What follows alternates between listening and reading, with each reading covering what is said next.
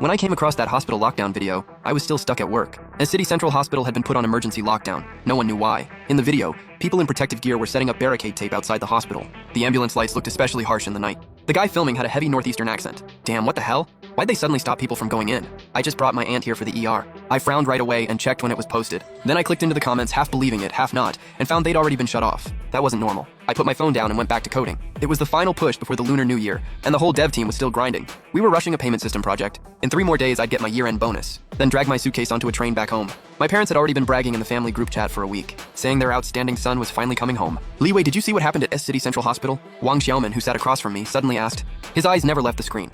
Yeah, I just saw it. Probably some new strain of rabies or something. My cousin works there as a nurse. She just sent the family a voice message. She was crying hard. There were screams all over the background. That got my attention. I stopped working and looked up. What happened? She said a few maniacs got brought into the ER. They were biting anyone they saw. Even security couldn't stop them. Wang Xiaoman finally pulled his eyes away from the screen. For a guy who was usually sharp and composed, there was real fear in his eyes. He told us to get home fast, lock the doors and windows, and do not go outside. He said there was blood everywhere in the hospital, and the police had already sealed the building off. Biting people like some movie? No way, right? I thought he might be overreacting too, but he worked in the ICU. He wasn't the type to joke about this. Wang Xiaoman shook his head and kept working. Either way, my mom already went to the store. I pretended to keep working, but my brain was already racing. The programmer in me automatically started looking for patterns and anomalies. I pulled out my phone and checked the major news platforms. Nothing. The trending page looked frozen, and the top stories were all meaningless celebrity fluff. But the refresh rate clearly showed a weird spike in traffic. When I refreshed again, all I got were a few chaotic traffic updates. Multiple cell towers around the hospital were acting up. Communications might be down. Then the page suddenly turned into pure gibberish. After that came a string of server timeout errors. This wasn't normal network congestion. It felt more like physical damage. As a programmer, I could tell this wasn't some firewall block. The source data had been cut off all at once, like someone had physically severed every fiber line in the hospital area, or the server room had taken a direct hit. I switched over to a private social app group. The programmers in our tech chat were already talking about it. Guys, something's off. Everything I search about the hospital is getting blocked. That hospital video from earlier won't even share anymore. I started typing fast. Some medical staff I know say the situation is bad. Some patients are showing extreme violent and bloodthirsty behavior. The authorities may be about to place key areas under military-style lockdown. After sending that, I paused for a second. Then I added, I'm thinking about stocking up. Any suggestions?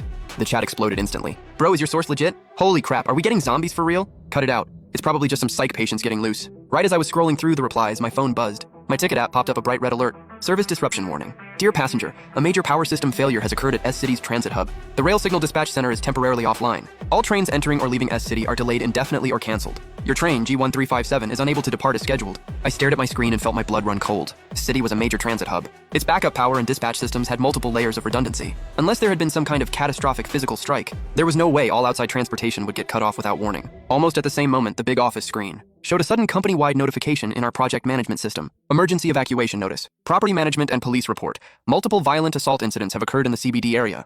There is an extremely high safety risk. The company has decided to evacuate all staff immediately. All employees are to stop working at once. Do not use the elevators. Leave through the fire stairs immediately. The whole office erupted. What the hell is going on? Are we back to working from home? My home internet sucks. So are we still fixing this code or not? My wife just texted me. The grocery store's already packed. I quietly shut my laptop and shoved the essentials into my backpack. My programmer instincts were telling me that when multiple indicators break at once, a system-wide disaster usually isn't far behind. Wang Xiaoman got to his feet too. He looked at me and said, my cousin just texted me. They told her to stay at the hospital. She can't go home. She says things inside are already out of control. Everyone has to stay where they are to stop the attacks from spreading outside. We looked at each other and saw the panic in each other's eyes. How long has it been since the first attack? According to my cousin, the first person to go crazy and start biting people showed up last night. By this morning, the ER was already out of control. At least 5 or 6 maniacs were biting anyone they saw, and it was spreading fast. Which neighborhood do you live in? Waterfront Garden, East District. Wait, don't you live in the West District? I nodded. I'm heading to the store later. Need me to grab anything for you? No, it's okay. My mother-in-law already went shopping. He hesitated for a second. Leeway, do you really think this is going to get bad? I'm not sure.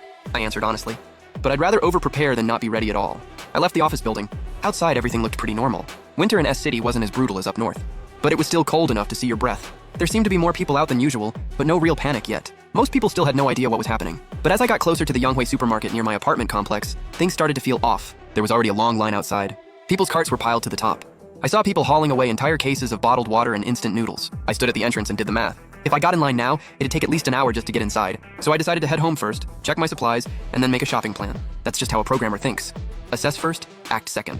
As I walked into Waterfront Garden, for the first time, I really looked at the place I'd lived in for 3 years. More than 30 high-rise buildings, around 2,000 households. There was a kindergarten, a fitness area, and a small shopping strip. It was technically a gated community, but security had always been a joke. Key cards had been copied so many times they were basically everywhere. The guards mostly just sat in the booth for show. If this whole disaster really spiraled, what would this place turn into? I went into my building. In the elevator, I ran into Grandma Zhang from downstairs. She was carrying a few bags of vegetables and she clearly relaxed when she saw me. Hey Xiaoli, can you press 14 for me? My hands are full. I pressed the button for her and noticed that besides noodles, she'd also bought brown sugar. Grandma Zhang, did you hear something too? I asked carefully. Her sharp old eyes sized me up for a second. So you know too? My son just called and said there might be a lockdown. He told me to buy extra food. She lowered her voice. That young guy in 903 works at the Central Hospital. His job wouldn't let him come home today. They said all medical staff were being housed together. That confirmed what Wang Xiaomin's cousin had said. And it made me even more uneasy. Do you usually keep extra food at home? I asked. Grandma Zhang smiled. I've been through a lot in my life. The little storage room in my basement is packed full, and I've got plenty of vegetables growing on the balcony, enough to last me a while. When the elevator hit the 14th floor, I helped carry her things to her door. Xiaoli, you're here alone in S City. If you need anything, come find Grandma. She patted my hand. Stock up on food. People are already panic buying at the store. When I got back to my studio on the 17th floor, I immediately opened the fridge and cabinets to take inventory. It wasn't looking good. In the fridge, I had half a bag of frozen dumplings, 2 apples, and a few beers. In the cabinet, there was half a bag of rice, 2 packs of instant noodles, and some seasonings.